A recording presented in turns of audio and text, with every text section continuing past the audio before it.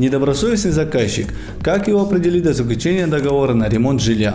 Отвечая на этот вопрос, мы в этом выпуске обсудим, какие базовые действия и правовой механизм надо использовать для оценки и проверки заказчика на ранней стадии, то есть на этапе, предшествующем заключению соглашения. Поэтому поговорим об этом подробно. Меня зовут Икрам, все самое важное и интересное. Ну а теперь начнем. В сфере строительства и ремонта жилья достаточно частым явлением являются споры, возникающие между подрядчиками и заказчиками. Иными словами, сами подрядные работы характеризуются сложностью и длительностью, а взаимоотношения между сторонами многоаспектные, то есть имеют разноплановое содержание, что обуславливает наличие большого количества предпосылок для формирования конфликтных ситуаций. В этой связи, учитывая принципы справедливости и добросовестности, следует отметить, что подрядчики зависят от действий заказчиков, в первую очередь в контексте финансирования, что им приходится задумываться о вопросах защиты, предвидя риски взаимодействия с недобросовестными заказчиками и вероятность неисполнения ими взятых на себя обязательств. В результате актуализируется проблематика оценки и проверки заказчиков на преддоговорной стадии, то есть на этапе, предшествующем заключению соглашения. Гражданским законодательством предусматривается перечень требований, касающихся процедуры согласования и последующего подписания соглашения. При их игнорировании весьма вероятны отрицательные последствия. К примеру, применительно к оплате, либо в части реализации обязательств по осуществлению ремонтных работ. Прежде всего, при оценке заказчика целесообразно обратить внимание на его отношение к переговорному процессу, предшествующему заключению договора.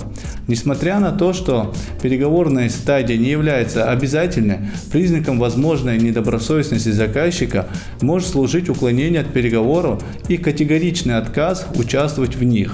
Сама польза переговоров заключается в предварительном обсуждении условий сделки, различных технических и финансовых вопросов.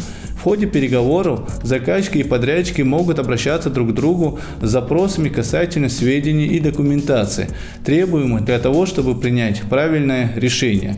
Поэтому отсутствие у заказчика заинтересованности в рассматриваемой процедуре должно вызвать настороженность подрядчика в отношении последующего взаимодействия с таким заказчиком. Следующим элементом определения проверки заказчика на добросовестность служит информационное сопровождение этапа до заключения договора. Тут негативным признаком служит предоставление заказчикам неполной либо ложной информации, в том числе противоречивых сведений, или же резкое изменение его отношения к переговорному процессу. Согласитесь, подобные действия должны настораживать. Определение недобросовестного заказчика на стадии, предшествующей заключению подрядного договора, возможно с помощью оценки его отношения к обсуждению условий соглашения, как существенно, так и дополнительно. На этой стадии сторонами согласуются все ключевые условия, что напрямую зависит от типа договора и пожеланий, высказываемых сторонами.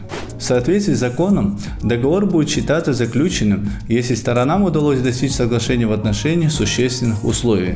В данном аспекте риски, связанные с недобросовестностью заказчика, естественно минимальны, поскольку при отсутствии согласования таких условий договор не будет заключен, а издержки подрядчика ограничиваются потерей времени на взаимодействие с заказчиком.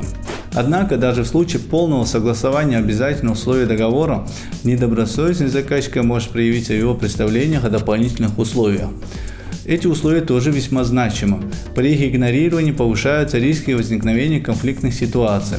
Поэтому несогласованность дополнительных условий способна привести к недопониманию в отношениях сторон. Например, если подрядчикам было дано разъяснение заказчику касательно необходимости закрепления дополнительных условий, но тот не отреагировал, то в таком случае также следует задуматься о добросовестности, поскольку заказчик не стремится идти навстречу в вопросах предотвращения спорных ситуаций в будущем. Процесс определения недобросовестного заказчика сопряжен с оценкой документационного обеспечения строительных работ до заключения договора. В ходе переговоров возможно возникновение разного рода разногласий между сторонами. В таких ситуациях прибегают к правовым формам урегулирования, а именно к составлению протокола, в котором фиксируются соответствующие разногласия. Этот документ необходим для того, чтобы юридически закрепить несогласие с конкретными условиями будущего договора и, соответственно, предложить другой стороне внести необходимые изменения. Здесь о недобросовестности заказчика может свидетельствовать категоричный отказ действовать в правовом русле, то есть оформлять рассматриваемый протокол разногласий. Важный аспект определения недобросовестного заказчика связан с его пренебрежительным отношением к планировке. Даже если вы предоставлен соответствующий проект, который при поверхностной оценке воспринимается как детально продуманный, все равно его корректность требуется перепроверить. Здесь отказ заказчика в этой проверке может служить сигналом его недобросовестного отношения, так как нередкими на практике являются ситуации, когда итоги работ расходятся с тем, что заказчики ожидали. Например, цветовое оформление потолка или стен может оказаться чрезмерно ярким, или наоборот, помещения могут стать визуально меньше. Тут имеет место субъективный фактор и возникает множество вопросов. Однако несогласие заказчика с корректировкой и проверкой проекта является явным индикатором его недобросовестного отношения. Еще одним признаком недобросовестности заказчика может являться стремление к экономии в ущерб качеству. Зачастую именно к качеству при чрезмерной экономии в последующем могут возникнуть претензии. И вместо того, чтобы работать, подрядчик вынужден будет затрачивать свое время на разрешение возникающих конфликтов. Таким образом, весьма важно вовремя установить, что экономия в действительности нанесет заведомый ущерб качеству, и заказчик это осознает. Профессиональные подрядчики способны обеспечить оптимизацию расходов, объяснить заказчику, в отношении чего экономия является разумной, а в каких случаях она нецелесообразна. При игнорировании заказчиком соответствующих доводов можно говорить о его недобросовестности, что впоследствии негативным образом повлияет на ход переговоров до заключения договора. Наконец, весьма важным показателем недобросовестности как заказчиков, так и подрядчиков является учет так называемого человеческого фактора. Специалисты, осуществляющие ремонтные работы, это люди, которые могут смотреть на выполнение ремонта иначе, нежели ожидает заказчик, и разного рода разногласия, проявляющиеся еще на этапе обсуждения условий соглашения, это признак сомнительного старта. Оценивая личностный фактор, следует отметить, что с конфликтными заказчиками, которые не проявляют заинтересованность в обсуждении в рамках предварительной стадии до заключения договора, возможно возникновение множества проблем в будущем, когда дело дойдет до приемки результатов выполненных ремонтных работ. Все это напрямую связано с вопросами добросовестности и надлежащего отношения к выстраиванию деловых отношений должным образом. Исходя из самой формулировки «недобросовестный заказчик», следует, что имеет место оценка личных качеств предполагаемого заказчика с целью минимизировать возникновение проблемных ситуаций в ходе исполнения заказа.